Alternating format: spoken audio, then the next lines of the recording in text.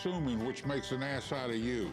You forgot the me part. Shut up. The land of TV suffered a big loss, as Richard Harrison, known as the Old Man on Pawn Stars, has passed away at the age of 77. The Old Man was one of the things that made Pawn Stars what it was, and in fact, it was he who opened up the gold and silver coin shop and ran it with his son, co-star Rick Harrison, who eventually took the business to new heights by making the gold and silver pawn shop. And now, with his passing, it's only fair that we look at the life of Richard from the parts you didn't know, to the life of him being one of TV's famous faces. But before we begin, we hope you stay until the end, as you won't want to miss on what we have in store. Also, consider leaving a like on our video, as well as subscribing to our channel and clicking that notification bell so you can be the first to view what future content we have in store for you. Number 5. Childhood. The Old Man was born Richard Benjamin Harrison Jr. in Danville, Virginia, 1941. His family claimed they were descendants of President William Harrison, but the Old Man felt that was a load of crock. What was clear early on in his life was that he was willing to work hard to make money, and to make money to support his family, for eventually they moved to North Carolina, to the town of Lexington. As he attended high school in Lexington, he was forced to drop out, not because of grades, because his family was having financial issues. So, at the age of 14, he became a bus driver for the school. He was noted to park the bus at a family's house at night, then get up in the morning in order to pick up the kids for school. And he did that at 14. That proves a lot of things about the Old Man, and it did in many ways show the drive he had to both support his family and learn new skills when he needed to. That devotion to family remained throughout the rest of his life, but it's nice to hear that he started at such a young age. Number 4. Marriage and the military. As the most heartwarming story goes, the Old Man would soon meet someone he felt affection for. In this case, it was his soon-to-be wife, Joanne Rue. They met at a barn dance, of all things. And Rue's father was actually a judge and an attorney in North Carolina. After falling in love and dating for a while, they decided to get married in 1960. However, there was a hitch that helped influence the Old Man's life. For a little bit before his wedding, he actually stole a car. Yeah, boys be boys. Anyways, he was eventually caught and arrested. And as was the tradition back in those days, the Old Man was given two choices by the judge in the court of law. He would go to jail and have his offense stuck on his record, or he could join the military and serve his country. The Old Man chose the latter and eventually became a member of the United States Navy. Due to his decision, him and Joanne were able to get married, and not long after, Joanne got pregnant with their first child, a young daughter named Sherry. Sadly, Sherry had Down syndrome and would eventually pass at the age of 6. In regards to his military career, the Old Man actually had quite a run. He went from serving 2 years initially to ending up with a 20-year stint in the Navy. To be fair, he initially re-enlisted because he wanted to get the medical benefits to pay for Sherry's medical needs, again showing his loyalty to family. Along the way, the Old Man served as a paymaster. There is an irony in that, I'm sure, and served on 5 different ships, including the final one that helped end his time in the Navy. By the time he was done, the Old Man achieved the rank of Petty Officer First Class. Also, during his time in the Navy, he was transferred to California, where he got to spend some more time with Joanne, which led to the birth of his 3 sons, Joseph, Rick, and Chris. As for Joanne, she eventually opened up her own real estate practice after getting her license, which would be a big turning point for the family in both the worst and best way possible.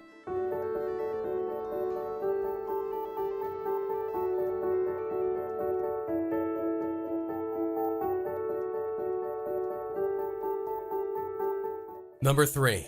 Business life. Once the Old Man was done with the Navy, he actually joined Joanne's real estate business as a part-time worker. The business was open for a few years, and everything seemed to be going well. However, this was during a time when the United States wasn't doing so hot. Now's the time to buy a home, because Century 21 offices are opening doors for you. It's our Century 21 Open House Weekend.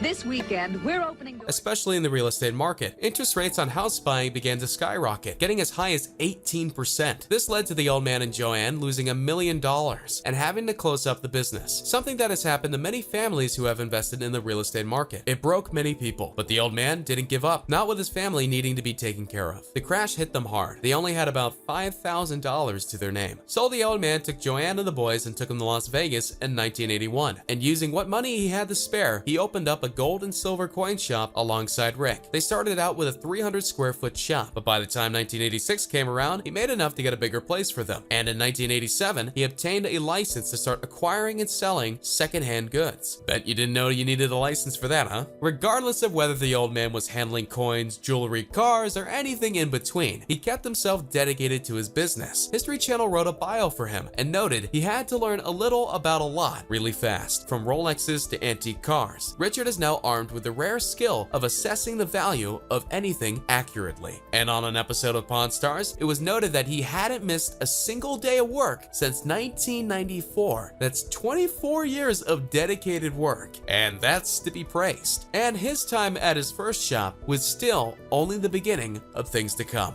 Ho, ho, ho! Merry Christmas! Merry Christmas, John. Have you been naughty or nice? Nice Santa outfit. Except the old man's already got Santa Claus covered. Merry Christmas, chum.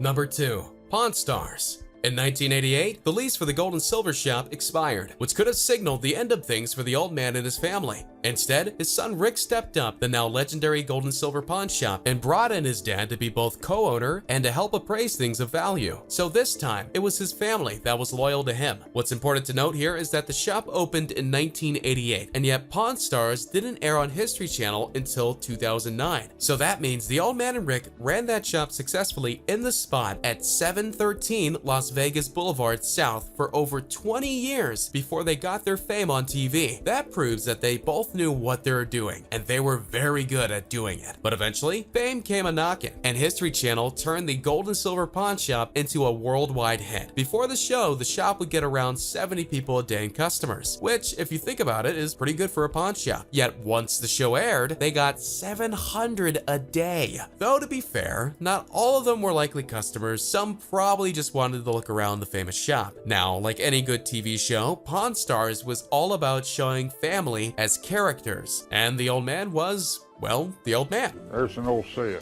The old saying goes, I'm going back to another old saying again. I don't know whether he makes them up or he's got a book that he keeps at his house, but this old man has a saying for everything. Blind leading the blind. I love the old man's sayings. They're Elton John specials. Where the old man comes up with all these sayings, I have no idea.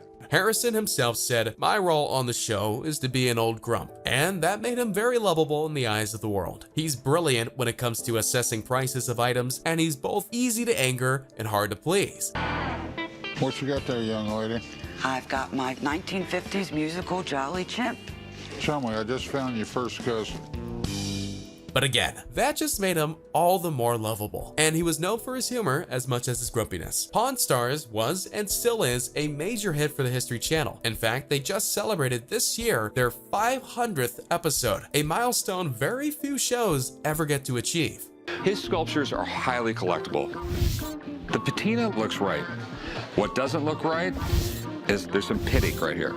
And that crack right there is from when they casted it. It didn't happen later. To be honest, I don't know how to respond. You see this? Yeah.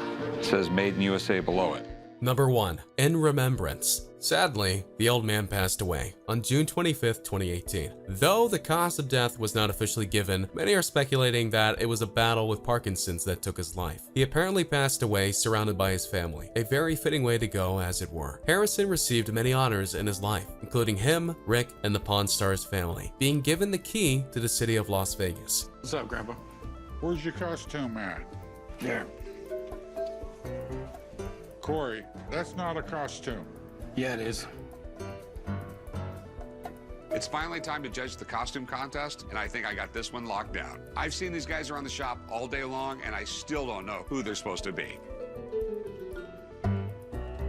Harrison himself was given the key to Lexington, North Carolina, a fitting tribute to the place that he grew up in. His family has given many statements on the passing, but this one from his son Rick seemed the most appropriate. He will be tremendously missed by our family, the team at Gold and Silver Pawn, and his many fans over the world. He was my hero, and I was fortunate to get a very cool old man as my dad, that I got to share him with so many others, and they got to see what a great family man he was. It's something I'm grateful to have experienced with him. He lived a very full life, and through the History Channel television show Pawn Stars, touched the lives of people all over, teaching them the value of loving your family, hard work, and humor. We appreciate everyone's thoughts and prayers, and ask that we are provided some privacy at this time. Where were you when they landed? I was at work, and we were all watching it. They had TVs back then?